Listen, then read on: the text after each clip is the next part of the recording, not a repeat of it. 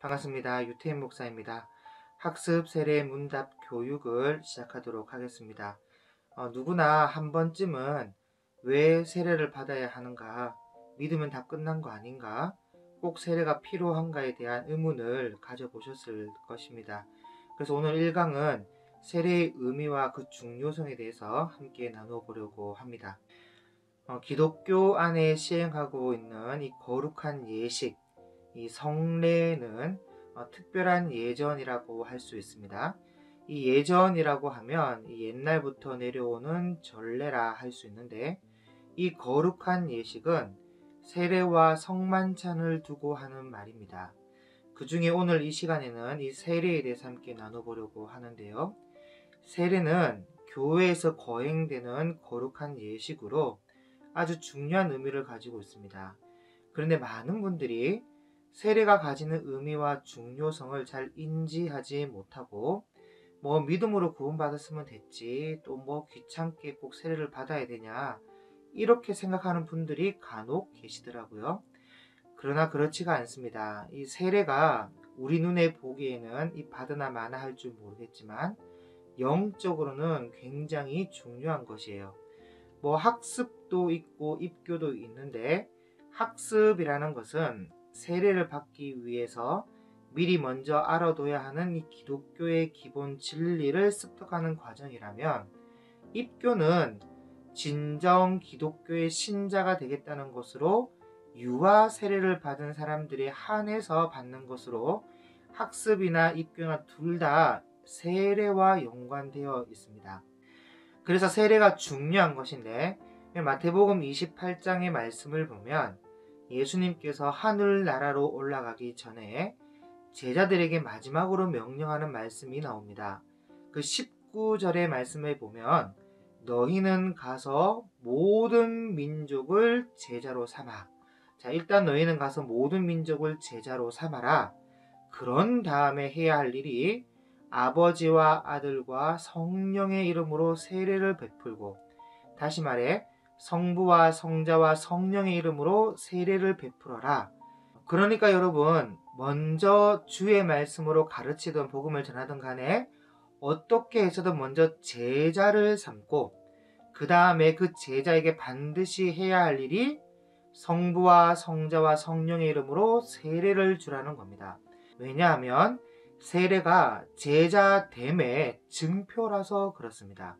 성부와 성자와 성령의 이름으로 너는 그리스도인이 되었다는 하나님의 인치심, 하나님의 제자가 되었다는 증표, 구원받은 사람이라는 증표, 성부와 성자와 성령께서 친히 증인이 되어서 그의 이름으로 주는 거니까, 성부와 성자 성령의 이름으로 너는 구원받은 백성이라는 증표로 삼는 것이 바로 세례라는 것입니다. 그래서 이것을 누가 명령하고 계시냐면, 예수님이 직접 이것을 마태복음을 쓰고 있는 마태가 명령했다거나 베드로가 명령했다거나 바울이 명령했다거나 하면 이 다른 문제가 될 수 있지만, 이 명령은 예수님께서 직접 명령하셨고 반드시 세례를 줄 것을 부탁하셨습니다. 그렇게 오늘날에 기독교 교회 안에 거룩한 예식으로 이 성례로 지금도 지키고 있는 것이에요. 자, 여러분, 그러면 예수님께서 세례를 주라고 했을 때 그냥 주라고 하지는 않았겠죠? 분명 세례를 줄 때는 어떤 형식이 있고 그 형식에는 어떤 의미가 담겨지게 되어 있습니다. 그래서 그저 그리스도인이라는 증표로만 세례를 주라 명령하신 것이 아니라 세례의 의미를 가지게끔 하셨다는 것이에요. 그래서 세례의 의미를 좀 우리가 함께 살펴보자면, 먼저 세례라는 말의 그 의미는, 그 뜻이 물에 잠긴다, 침례된다 라는 말입니다. 그런데 이것은 형식적인 단어의 뜻이라면 세례의 실제적인 의미로는 물에 잠기는 것으로만 가지고는 아무 의미가 없습니다. 물에 잠겨서 어쩌라고요? 우리 대한예수교 장로회 합동 측은 물에 잠기는 것도 아니고 물을 그냥 머리에 묻혀주는 게 단데 그것이 어쩌라는 말입니까? 그래서 세례, 물에 잠긴다라는 말은 뚜렷한 목적이 있는데, 이 목적, 이 의미가 중요합니다. 이 의미가 세 가지 의미로 나눌 수가 있어요. 첫 번째, 세례는 죄를 씻는다는 의미가 있습니다. 죄를 씻는다. 여러분 뭐 걸레나 옷이나 아니면 과일이나 이런 것들을 물에 넣었을 때는 씻으려고 물에 넣는 것이지 그냥 물 묻히려고 넣지는 않잖아요. 물론 뭐 학교에서 청소하려 했을 때 뭐 대걸레에 물만 묻히는 사람도 있지만 보통은 깨끗이 씻기 위해서 물에 넣습니다. 그래서 세례는 단지 그냥 물에 잠긴다는 것으로 끝나는 것이 아니라 씻는다는 의미가 들어가 있는 것이에요. 바로 예수님의 제자라는 증표를 받기 위해서는 우리의 모든 죄를 물로 깨끗이 씻어낸다는 의미를 가지고 내가 그리스도를 믿음으로 말미암아 내가 구원받았다고, 내 죄가 다 씻음을 받았다는 하나의 증표로 세례를 받는다는 것이죠. 그리고 두 번째, 세례는 나의 옛사람은 예수와 함께 장사 지낸다는 의미를 가지고 있습니다. 그래서 침례교 쪽은 예수님과 함께 옛사람은 죽어야 한다면서 세례를 줄 때 진짜 물에 머리까지 푹 들어갔다가 이렇게 나옵니다. 그것이 바로 죽는다는 의미를 가지고 있기 때문이죠. 그런데 이에 반해 우리 장로교 합동은 그냥 물을 머리에 묻혀주죠. 이것은 이 교단 따라 주는 방식, 형식이 다른데 이것이 왜 다르냐면 강조점을 어디에 두냐에 따라 달라서 그래요. 우리는 세례의 의미를 보통 죄를 씻는다는 의미의 강조점을 많이 두다 보니까 그냥 물을 묻히는 것이고, 침례교는 옛사람이 죽는다는 의미의 강조점을 많이 두다 보니까 물에 푹 들어갔다가 나오는 것이에요. 그런데 사실 둘 다 중요하고 둘 다 큰 의미가 있는 것이죠.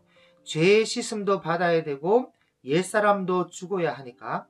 그런데 자꾸 내가 살아서는 내가 하니까 문제가 있는 건데, 사실 내가 죽고 주가 살아야죠. 내가 안 죽으니까 예전과 똑같이 말도 하고 거칠고 방탕하고 수군대고 예수님의 제자된 증표로 세례는 받아놓고서는 옛사람의 성품과 악한 행동과 악한 삶이 그대로 살아있는 것입니다. 그래서 예수님이 욕먹게 되고 교회가 욕먹는 것이죠. 세례의 의미가 제대로 전달되지 않은 채, 교육이 제대로 이루어지지 않은 채 무작위로 세례를 주니까 그런 것입니다. 그래서 반드시 우리는 죽어야 합니다. 우리의 성품, 인격, 말과 행동이 새 사람으로 바뀌어야 돼요. 그렇지 않으면 세례의 의미를 살릴 수가 없습니다. 그래서 저는 개인적으로 물만 머리에 묻히기보다는 침례교처럼 물을 푹 들어갔다가 나왔으면 좋겠다는 생각을 해요. 물론 이것도 형식적인 것이지만 그래도 물속에 온몸이 들어갔다가 나올 때, 자 보라, 네가 죽었다가 다시 살아났으니 이젠 그리스도의 제자답게 말과 행동과 성품에 그리스도가 살아계시도록 하여라, 뭐 그랬으면 좋겠어요. 뭐 어쨌든 세례라는 의미가 내 안에 나의 옛사람의 성품과 인격이 그리스도와 함께 죽고 그리스도가 살아난다는 의미가 있습니다. 그리고 세 번째, 세례의 의미는 그리스도와 연합된다는 의미가 있습니다. 세례를 줄 때 성부와 성자와 성령의 이름으로 세례를 주노라 하면서 세례를 주면 성부와 성자와 성령과 연합된다는 것이에요. 하나가 된다는 것이죠. 그래서 예수님께 세례받은 사람은 예수님과 연합되는 것이고, 아리스토텔레스에게 세례받은 사람들은 합리주의에 연합되는 것이고, 사탄 숭배의 세례를 받은 사람은 사탄 마귀와 연합한다는 의미가 됩니다. 그래서 누구의 이름으로 세례를 받느냐, 이게 아주 중요한 것이죠.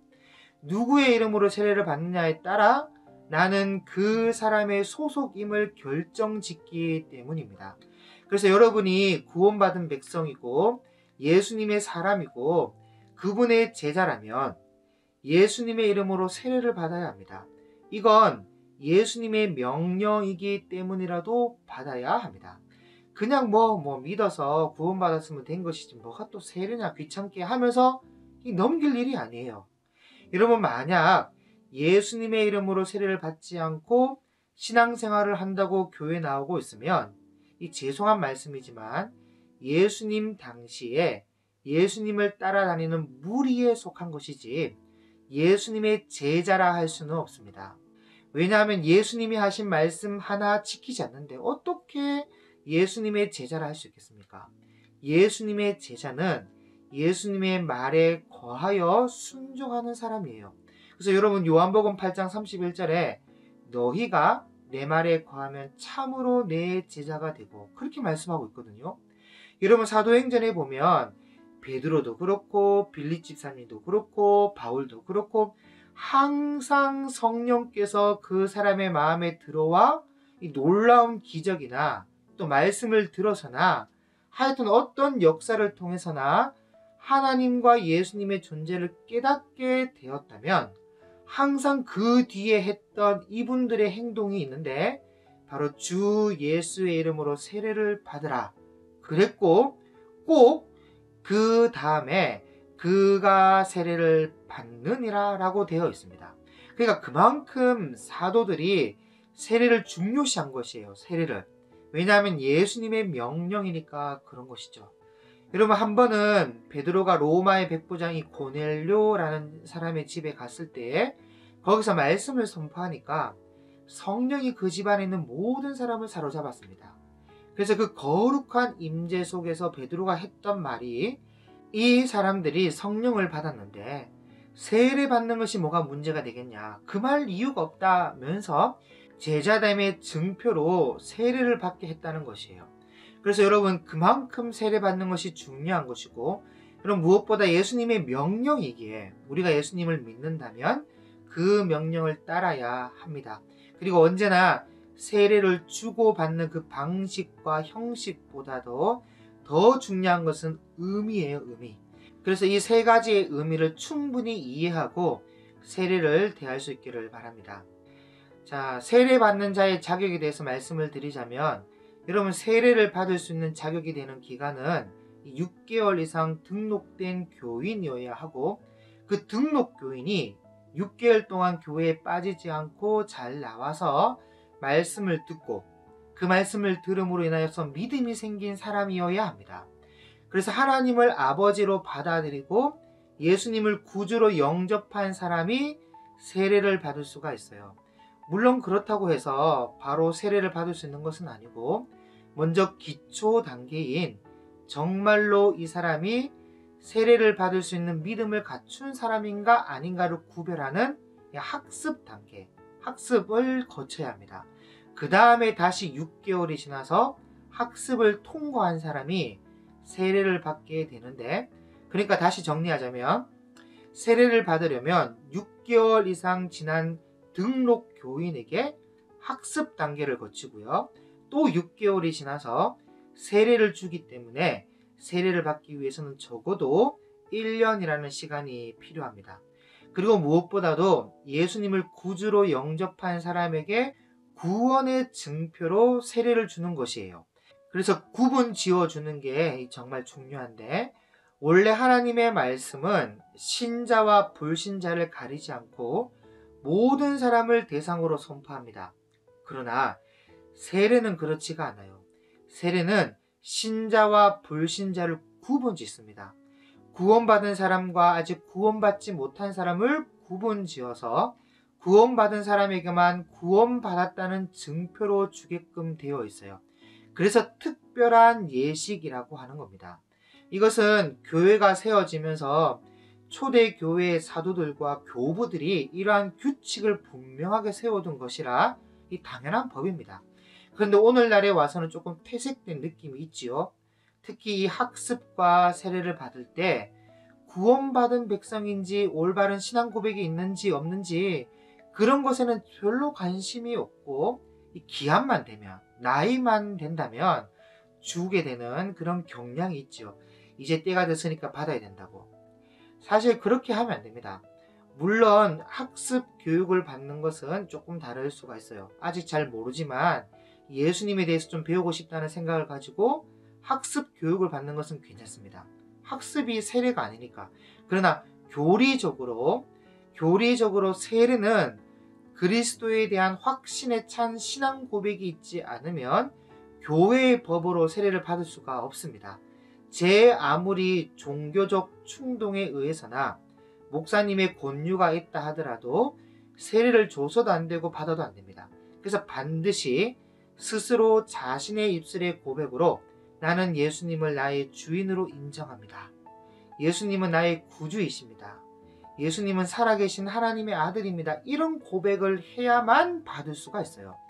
만약 그렇지 않으면 어떤 이유에서도 세례를 베풀어서는 안 된다고 정해져 있습니다. 마지막으로 세례를 받았다면 세례자의 책임과 의무에 대해서 함께 나누고 마치도록 하겠습니다. 여러분, 그 구원의 조건에 세례는 아닙니다. 그 조건은, 구원의 조건은 우리를 위해 이 땅에 오셔서 마땅히 내 죄로 죽어야 하는 나를 대신해서 십자가에서 돌아가시고 다시 부활하신 예수님을 믿는 것이죠. 그래서 내 죄가 십자가에서 죽고 의에 대하여 내가 다시 살게 되었다는 것을 믿는 것이 구원의 조건이라 말할 수 있는데, 사실 세례는 이것과는 상관이 없습니다. 그러나 구원받은 사람의 삶과는 상관이 있어요. 믿음으로 말미암아 내가 의에 대하여 다시 살아났기 때문에 이제부터는 죄인의 습성, 이 죄성을 따라 살아가는 삶이 아니라 의를 따라 살아야 한다는 것이죠. 그래서 하나님의 말씀을 따라 거룩하게 살아가는 것은 구원받은 자의 마땅한 삶인데, 세례는 이것과 연관되어 있습니다. 왜냐하면 세례는 아까도 말씀드렸던 것처럼 그리스도의 제자가 되었다는 증표이고 구원받은 사람이라는 증표이기 때문이죠.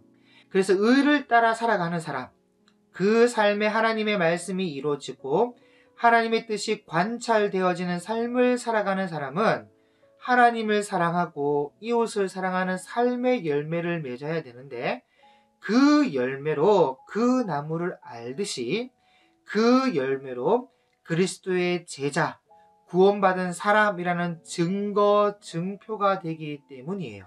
그리고 또 하나, 세례 교인이라는 외적인 증표가 그 사람에겐 그래, 다시 의롭게 한번 살아보자, 세상의 것 사랑하지 말고 다시 거룩하게 의롭게 한번 살아보자는 외적인 동력이 될 수가 있습니다. 그래서 초대교회 교부들이 그때 그 당시부터 세례받은 자의 책임과 의무를 만들어서 가르쳤고, 어떻게 보면 세례받은 자가 어떻게 살아야 하는가, 구원받은 자가 어떻게 살아가야 하는가에 대한 지표를 만들어 놓음으로 올바른 선택을 할 수 있도록 도운 것입니다. 자, 예를 들어 볼게요. 주일에 잠을 더 자야 되나? 교회에 가야 되나? 이런 기로에 선 청소년들이 많이 있습니다.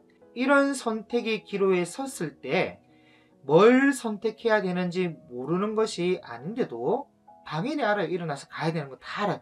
뭘 선택해야 되는지 모르는 것이 아닌데도 흔들릴 수가 있습니다. 그럴 때 당연히 교회를 선택할 수 있도록 돕는다는 것이죠. 어떤 선택을 해야 하는지 흔들리거나 헷갈리지 않도록 책임과 의무를 만들어 놓은 것이에요. 자, 그래서 세례자의 책임과 의무는 첫째, 공예배에 적극적으로 참여해야 합니다. 당연히 주일 예배는 기본이고 그 외에 수요 예배, 금요 기도에도 참석해야 합니다. 물론 요즘 현대인들의 이 생활이 녹록지 않아 가지고 수요 예배와 금요 기도에 참석이 어려울 수는 있겠죠. 그렇지만 시간이 되면 참석하는 것을 권면하고, 무엇보다 주일 예배는 반드시 지켜야 합니다. 왜냐하면 이 예배가 하나님의 얼굴을 뵙는 중요한 날이기 때문이에요. 우리가 세례자로서 하나님의 은혜에 감사하며 하나님께 영광을 돌리고, 또한 그 영광 속에서 하나님의 말씀을 듣고 우리가 올려드리는 기도마다 응답을 기대하게 하는 그 은혜가 바로 주일 예배이기 때문에 세례자의 당연히 해야 하는 첫 번째 책임과 의무입니다. 둘째, 성경 말씀을 정기적으로 읽고 묵상하며 공부하는 일과 기도와 찬송을 생활화하는 것입니다. 간단히 말해서 말씀, 기도, 찬양, 이것이 우리의 삶이 되어야 한다는 것이에요. 이것은 성경과 하나님이 원하시는 뜻으로서 우리가 해야 할 의무이기도 하나, 이것은 복받는 지름길이기도 합니다. 그래서 이것을 위해 교회가 제공하는 성경 연구원이나 성경 묵상반 같은 것에 적극 동참하셔야 돼요. 왜냐하면 교회가 전혀 이런 것을 제공하지 않아서 성도들이 배우지 못하는 것이라면 교회가 하나님 앞에서 큰 책임을 져야 하지만, 교회가 충분히 공부할 수 있는 장을 열어줬는데 여러분들이 선택하지 않아서 배우지 않는 것이라면 하나님의 뜻에 어긋난 삶의 결과를 여러분이 책임져야 하기 때문입니다. 자, 세 번째, 나를 구원해 주신 은혜에 감사하고 나를 지키시고 인도하시는 은혜에 감사해야 합니다. 그래서 감사의 표현은 두 가지, 고백과 헌금으로 해야 하는데, 말과 행동이죠. 기도할 때마다 감사의 고백을 올려드리고 우리를 지켜주셔서 경제적 활동을 할 수 있게 해주신 하나님의 은혜와 또 일용할 양식으로 살아갈 물질을 주심에 감사하는 마음으로 헌금을 해야 합니다. 왜냐하면 마태복음 6장 21절에 네 보물이 있는 그곳에는 네 마음도 있느니라. 여러분의 돈이 가는 곳에 여러분의 마음도 있기 때문이죠.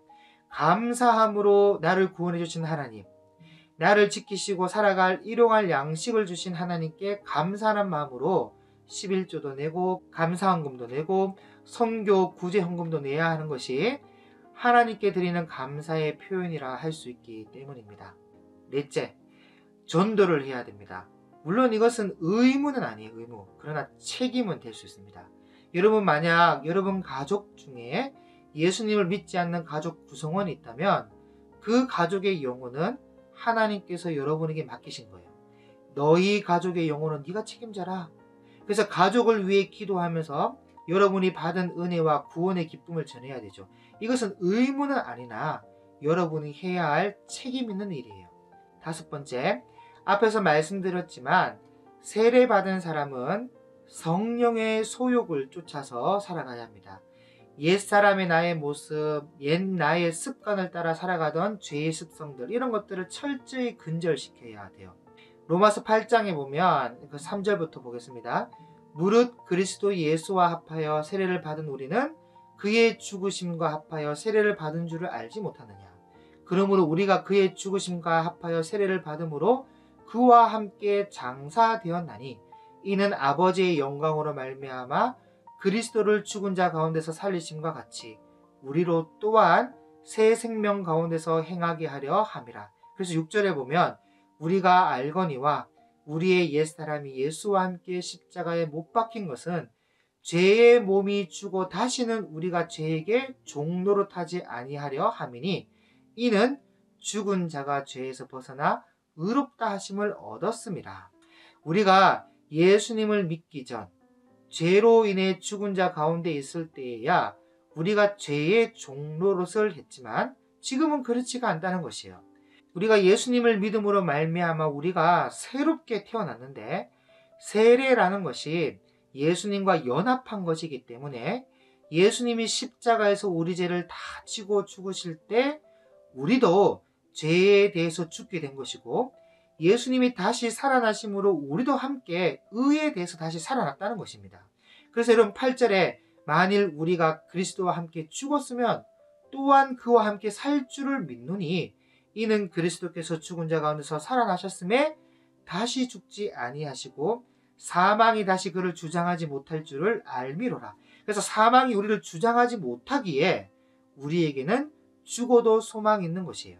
영원한 생명, 영원한 천국의 삶이 있기에 사망이 우리를 주장하지 못합니다.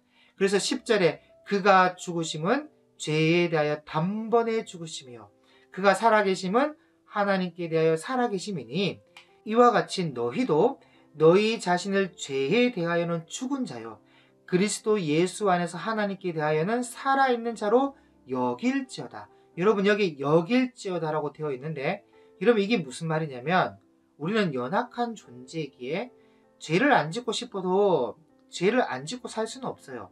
그래서 우리가 기도할 때 이 죄인 용서하여 주옵소서 이렇게 기도하는데 이게 연약한 존재라는 증거죠. 그렇지만 우리가 죄를 짓는다고 해서 우리 스스로 정죄할 필요는 없습니다. 나는 왜 이렇게 연약해? 나는 왜 자꾸 똑같은 죄를 반복해? 나 너무 못났어 하면서 정죄하지는 말고 그냥 진심으로 회개하면 됩니다. 그리고 똑같은 죄를 반복하지 않으려고 노력하면 돼요. 그래서 그리스도 예수 안에서 하나님께 대하여는 살아있는 자로 여길지어다. 다시 말해 스스로 정죄하지 말고 살아있는 자로 여겨라. 그런 말이에요. 그래서 여러분 12절에 그러므로 너희는 죄가 너희 죽을 몸을 지배하지 못하게 하여 몸의 사욕에 순종하지 말고 또한 너희 지체를 불의의 무기로 죄에게 내주지 말고 죄가 너희를 주장하지 못하리니 이는 너희가 법 아래 있지 아니하고 은혜 아래 있습니다. 다른 말로 표현하면 오직 너희 자신을 죽은 자 가운데서 다시 살리신 하나님께 드리고 너희 지체를 의의 무기로 하나님께 드리다 라는 그런 말이에요. 그래서 여러분 성령의 소욕을 쫓아 살아갈 의무가 우리에게 있습니다. 특히 의의 무기로 하나님께 드리라. 여러분 의의 무기로 하나님께 드리기 위해서는 세례받은 자의 책임과 의무가 중요합니다. 그래서 죄의 무기로 불의의 무기로 내 자신을 내주지 않으려면 반드시 예배의 말씀과 기도와 찬양, 감사와 전도 이것이 생활화되어야 하고 이것이 생활화되면 불의의 무기로 내 자신을 내주지 않게 될 뿐 아니라 오히려 의의 무기로 하나님께 귀하게 쓰임받을 수가 있습니다. 그러므로 꼭 세례를 받으셔서 예수님의 제자로 구원받은 자의 증표를 가지시길 바라며 무엇보다 참된 예배자, 말씀을 읽고 묵상하는 자, 하나님께 기도와 감사로 영광 돌리는 자, 삶의 거룩한 의의 열매를 맺는 자로 성숙, 성화되어 가시기를 바랍니다. 그래서 여러분의 삶이 복음이 될 수 있기를 주님의 이름으로 축복합니다. 1강 강의는 이렇게 마치도록 하겠습니다. 감사합니다.